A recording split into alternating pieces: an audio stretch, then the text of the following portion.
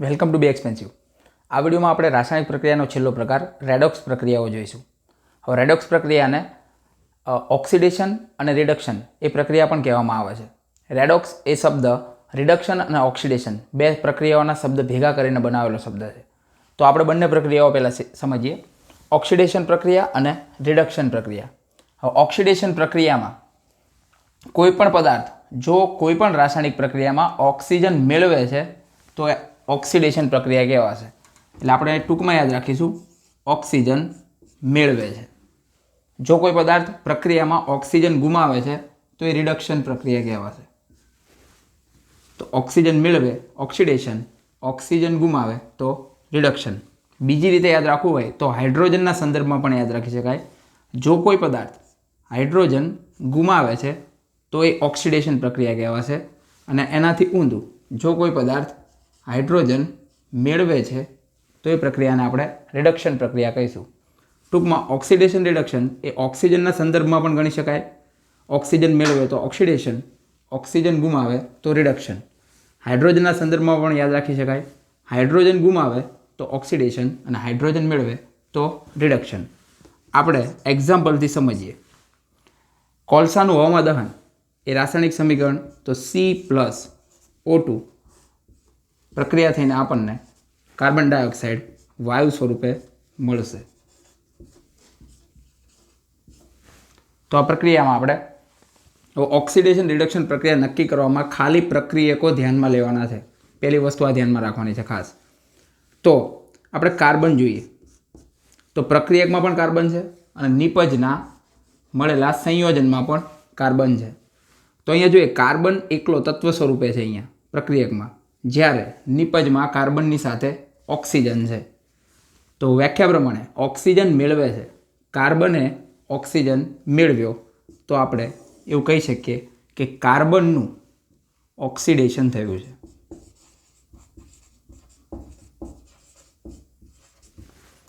તો આ રાસાયણિક પ્રક્રિયાનો પ્રકાર થશે ઓક્સિડેશન પ્રક્રિયા।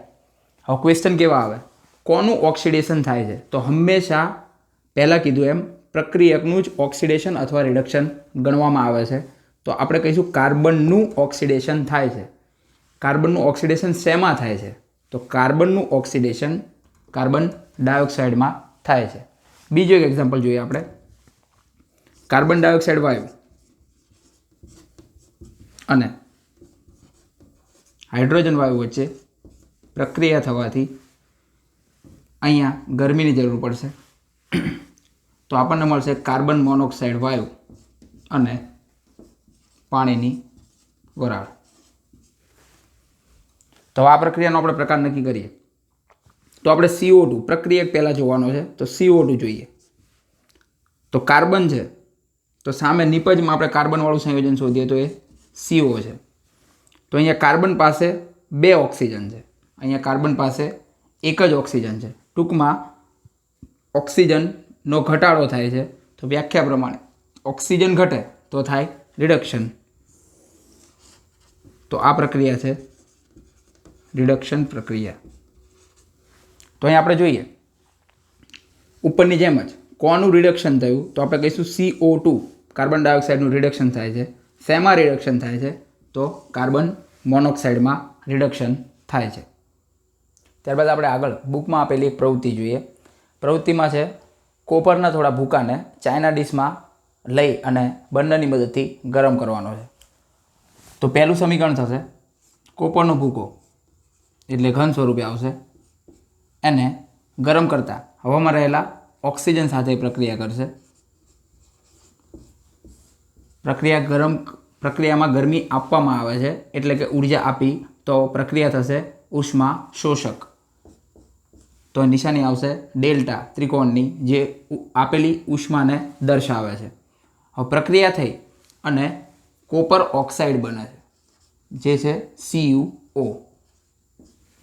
તો અહીં આપણે જોઈ શકીએ કે કોપર 2 પ્રકારની સંયોજકતા ધરાવતા સંયોજનો બનાવે છે, +1 +2। તો અહીંયા કોપર 2+ છે એટલે થશે કોપર 2 ઓક્સાઇડ અથવા ક્યુપ્રિક ઓક્સાઇડ।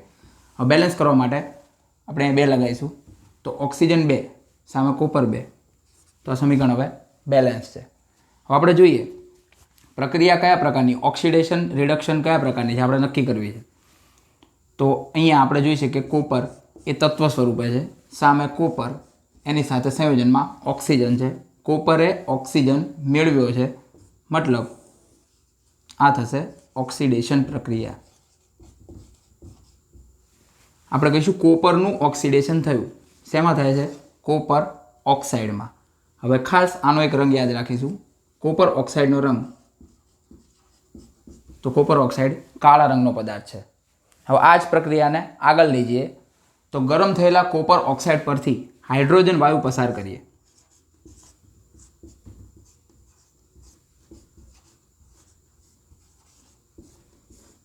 અને ગરમી આપવાનું ચાલુ જ છે. આ પ્રક્રિયા કરતાં ગરમ થયેલા કોપર ઓક્સાઇડ પરથી જે કાળા રંગનો પદાર્થ છે એની ઉપરથી હાઇડ્રોજન વાયુ ગરમી સાથે પસાર કરવામાં આવે તો કોપર આપણને પાછું મળે છે. એટલે પાત્રમાં આપણને કોપરનો ઓરિજિનલ બદામી રંગ દેખાશે, કથ્થાઈ, અને પાણીની વરાળ બનશે. તો બીજું સમીકરણ કોપર ઓક્સાઇડ પરથી ગરમી સાથે હાઇડ્રોજન વાયુ પસાર કરવાનું છે તો આપણને કથ્થાઈ રંગનો કોપર પાછો મળે છે લીધેલા પાત્રમાં. તો હવે આ સમીકરણ કયા પ્રકારનું છે આપણે નક્કી કરીએ. તો આપણે ઓક્સિડેશન રિડક્શનની વ્યાખ્યા શીખ્યા એ પ્રમાણે પહેલાં જોઈએ તો CuO પ્રક્રિયક તરીકે છે, સામે Cu છે. Cu સાથે અહીંયા ઓક્સિજન છે, અહીંયા ઓક્સિજન નથી. ઓક્સિજનનો ઘટાડો, તો આપણે એવું કહી શકીએ કે આ થયું રિડક્શન. CuOનું રિડક્શન થાય છે Cu એટલે કે કોપરમાં. હવે બીજો પ્રક્રિયક જોઈએ તો છે હાઇડ્રોજન. સામે નિપજમાં પણ હાઇડ્રોજનવાળું એક સંયોજન છે. અહીંયા હાઇડ્રોજન તત્વ સ્વરૂપે છે, જ્યારે અહીંયા હાઇડ્રોજન સાથે ઓક્સિજન છે. હાઇડ્રોજનના ઓક્સિજનમાં વધારો થાય છે. ઓક્સિજન વધે એટલે આ પ્રક્રિયા થશે ઓક્સિડેશન. તો આ એવી રાસાયણિક પ્રક્રિયા હતી, આ સમીકરણ, જેમાં ઓક્સિડેશન રિડક્શન પ્રક્રિયા બંને એક સાથે થાય છે. બીજી રીતે કહીએ તો એક પ્રક્રિયકનું ઓક્સિડેશન થાય છે જ્યારે બીજા પ્રક્રિયકનું રિડક્શન થાય છે. તો જે રાસાયણિક પ્રક્રિયામાં ઓક્સિડેશન રિડક્શન બંને થતું હોય એવી રાસાયણિક પ્રક્રિયાને આપણે રેડોક્સ પ્રક્રિયા કહીશું. તો જે રાસાયણિક પ્રક્રિયાનો પાંચમો પ્રકાર હતો, આપણે પહેલાં જ વાત થઈ કે રેડોક્સ એ બે શબ્દ ભેગા કરીને બનાવેલો શબ્દ છે, રિડક્શન અને ઓક્સિડેશન. તો જે રાસાયણિક પ્રક્રિયામાં ઓક્સિડેશન રિડક્શન બંને એક સાથે થતું હોય તો તેવી રાસાયણિક પ્રક્રિયાને રેડોક્સ પ્રક્રિયા કહે છે. આપણે આગળ એક બીજું એક્ઝામ્પલ જોઈએ. ઝિંક ઓક્સાઇડ અને કાર્બનના ભૂકાને ગરમ કરવામાં આવે તો ઝિંક અને કાર્બન મોનોક્સાઇડ બને છે. તો અહીં આપણે જોઈએ હવે આ પ્રક્રિયા ઓક્સિડેશનવાળી છે, રિડક્શનવાળી કે રેડોક્સ છે, આપણે નક્કી કરવું છે. તો આપણે જોઈએ ZNO ઝિંક, સામે ઝિંક, નિપજમાં પણ છે. અહીંયા ઓક્સિજન છે, અહીંયા ઓક્સિજન નથી. તો આપણે કહી શકીએ ઓક્સિજનનો ઘટાડો એટલે આ થયું રિડક્શન. બીજો પ્રક્રિયક જોઈએ, કાર્બન એકલો તત્વ સ્વરૂપે, અહીંયા કાર્બન સાથે ઓક્સિજન છે. તો કાર્બનના ઓક્સિજનમાં વધારો એટલે આ થાય ઓક્સિડેશન. તો આ પ્રક્રિયા પણ ઓક્સિડેશન રિડક્શન બંને ધરાવે છે. તો આ પ્રક્રિયાને પણ આપણે કહીશું રેડોક્સ પ્રક્રિયા. હવે ખાસ આપણા માટે મહત્ત્વનું છે કે લાસ્ટ યર બોર્ડની એક્ઝામમાં સેક્શન એમાં પહેલો જ ક્વેશ્ચન હતો, આ સમીકરણ આપ્યું છે અને પછી પૂછ્યું છે કોનું રિડક્શન થાય છે.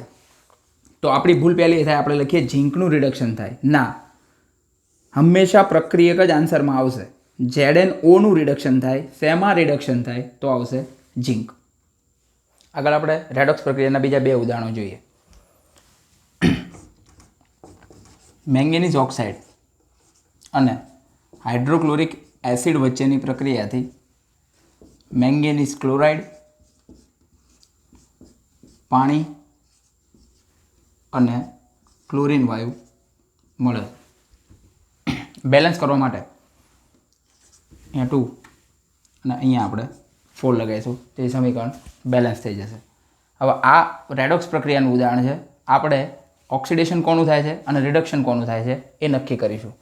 તો વારાફરતી એક પ્રક્રિયક લઈએ. પહેલાં આપણે જોઈએ MnO2, તો એમાં મેંગેનીઝ છે, તો સામે મેંગેનીઝવાળું સંયોજન MnCl2 છે. તો અહીંયા મેંગેનીઝ પાછળ ઓક્સિજન છે, અહીંયા મેંગેનીઝ પાસે ઓક્સિજન નથી.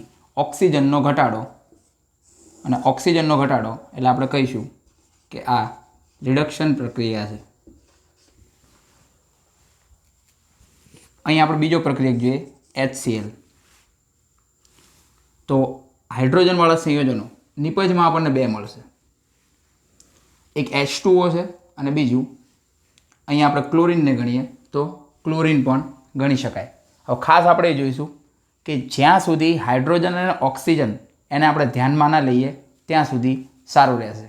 ઓક્સિડેશન રિડક્શન પ્રક્રિયા થાય છે નક્કી કરવા માટે આપણે અહીંયા Mn ને ધ્યાનમાં લીધો, મેંગેનીઝને, ઓક્સિજનને ધ્યાનમાં લેતા નથી. તો આપણે આ જ યાદ રાખીશું કે આપણે બીજું તત્વ એવું ધ્યાનમાં રાખીશું તત્વ કે જે તત્વ હાઇડ્રોજન કે ઓક્સિજન સિવાયનું હોય.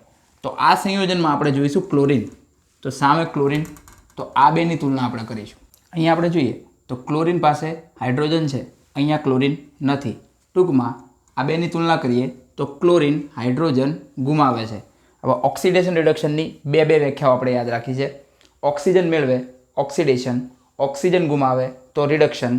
એનાથી ઊંધું, જો કોઈ પદાર્થ હાઇડ્રોજન ગુમાવે છે તો પણ એને ઓક્સિડેશન કહેવાય, અને હાઇડ્રોજન મેળવે છે તો આપણે એને કહીશું રિડક્શન.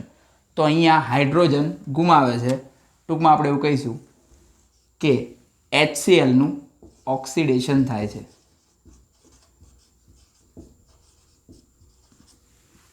તો અહીં પૂછાય આપણને આપેલી પ્રક્રિયા એ કયા પ્રકારની છે, તો બંને ઓક્સિડેશન રિડક્શન બંને થતું હોવાથી આ પ્રક્રિયા રેડોક્સ પ્રક્રિયા છે. કોનું રિડક્શન થાય તો MnO2નું. કોનું ઓક્સિડેશન થાય તો HClનું. MnO2નું રિડક્શન MnCl2માં અને HClનું ઓક્સિડેશન ક્લોરીન વાયુમાં થાય છે. બીજું એક એક્ઝામ્પલ જોઈએ પાણીના નિર્માણનું. H2 અને O2 પ્રક્રિયા કરી અને પાણી બનાવશે.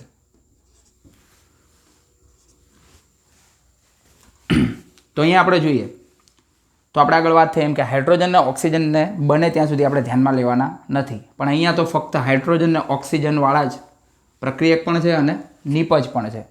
તો આપણે પહેલાં હાઇડ્રોજન જોઈએ તો સામે તો એક જ નિપજ છે, મતલબ બંને પ્રક્રિયકની તુલના આપણે એક જ નિપજ સાથે કરવાની છે. તો હાઇડ્રોજન એકલો તત્વ સ્વરૂપે છે, અહીંયા હાઇડ્રોજન સાથે ઓક્સિજન છે. તો આપણે એવું કહી શકીએ કે ઓક્સિજનમાં વધારો, તો આ થશે ઓક્સિડેશન.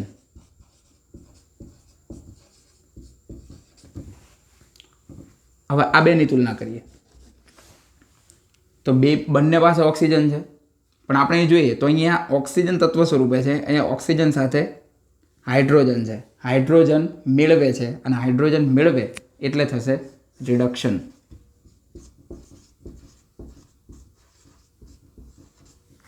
તો આ પ્રક્રિયા પણ બંને થતી હોવાથી આપણે કહીશું રેડોક્સ પ્રક્રિયાનું ઉદાહરણ છે. અને આપણને એક્ઝામમાં પૂછાય કે રેડોક્સ પ્રક્રિયાનું ઉદાહરણ લખો એક માર્કના ક્વેશ્ચનમાં, તો આપણે સિમ્પલ પાણીના નિર્માણનું સમીકરણ લખી શકાય.